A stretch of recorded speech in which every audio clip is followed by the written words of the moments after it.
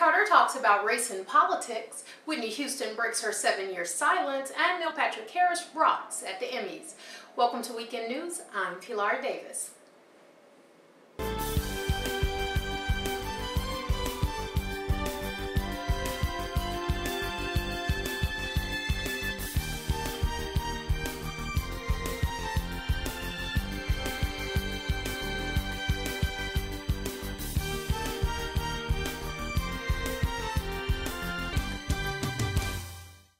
First up, former President Jimmy Carter made headlines yet again. Carter has made quite a name for himself recently for being outspoken and using his political clout to draw attention to issues dear to him. On September 15th, NBC's Brian Williams interviewed Carter, and the former president went on record about what he believes is the impetus behind some of the opposition to current President Barack Obama. I think an overwhelming portion of the intensely demonstrated animosity toward President Barack Obama is based on the fact that he is a black man, that he's African American. I live in the South, and I've seen the South come a long way, and I've seen the rest of the country that shared the South's attitude toward minority groups at that time, particularly African Americans. That racism inclination still exists. And I think it's bubbled up to the surface because of a belief among many white people, not just in the South but around the country, that African Americans are not qualified to lead this great country. It's an abominable circumstance and grieves me and concerns me very deeply. Carter made the remarks just days after Congressman Joe Wilson shouted at President Obama during a congressional address. Carter's interview put pressure on the president to address the idea that racism has fueled his adversaries. In response to Carter's remarks, White House spokesman Robert Gibbs said that President Obama doesn't think that criticism of his policies is based on race. The president himself reiterated that point while making light of the situation days later during an appearance on David Letterman. I started noticing when they would have these the town hall meetings, and there was vitriol and general animosity and anger and shouting and pushing and just unsavory behavior reported. And I don't know if it was generally speaking, but it would be reported here and there. And then within the last week, a couple of days ago, Jimmy Carter started talking about this behavior and was speculating that perhaps this unease or poor decorum was because people was rooted in racism. Is he onto something there, or is that just something to talk about? Well, first of all, I think it's important to realize that I was actually black before the election. So,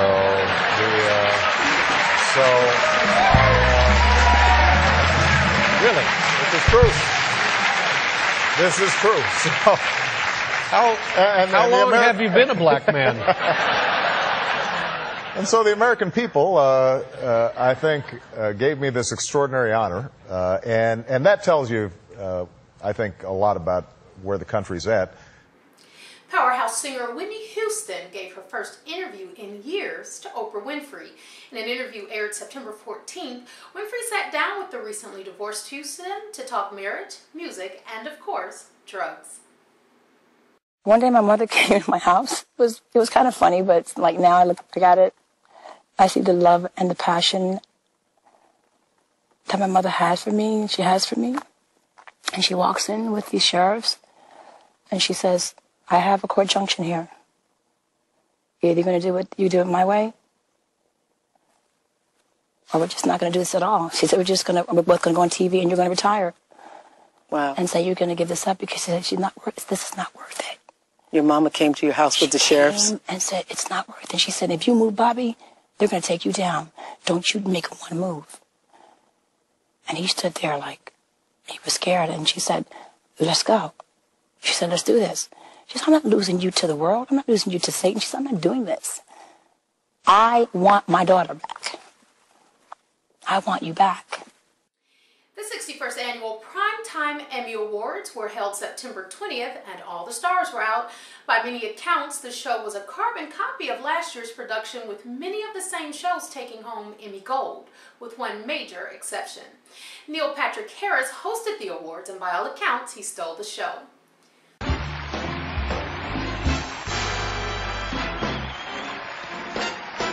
Put down the remote, 'cause this song, what I wrote, is a welcome you should not miss. Put down the remote. I know at home you've got A&E, ABC, Stars and Biography, NBC, BET, Fox and Discovery, IFC, Spike TV, C-SPAN and TNT, AMC, History, Disney and QVC, CBS, PBS, TBS, and I guess CNN, TVN, Showtime and Oxygen. Whatever floats your boat, can't you watch it later?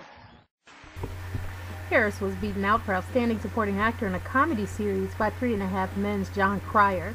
The two had a little fun with it after Cryer's win. And congratulations, John Cryer.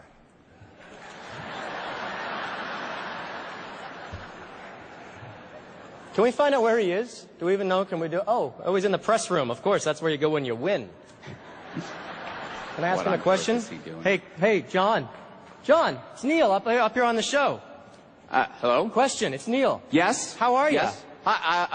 I'm great. How did it feel when they called your name? Ooh, it felt awesome. I bet it did. Awesome. Yeah. And the words that kept going through my head were just something along the lines of in your face, Neil Patrick Harris. I think Wow. I think that's what it was. Shame on you. Yeah. Shame on you. Follow-up question. Do you have the envelope with you? Can you just confirm that it does say John Cryer? Oh, yeah. Okay, cut away. Thanks, John. Great, had to check. Well, that's all for this week. Thanks for watching Weekend News. I'm Pilar Davis. Have a great week.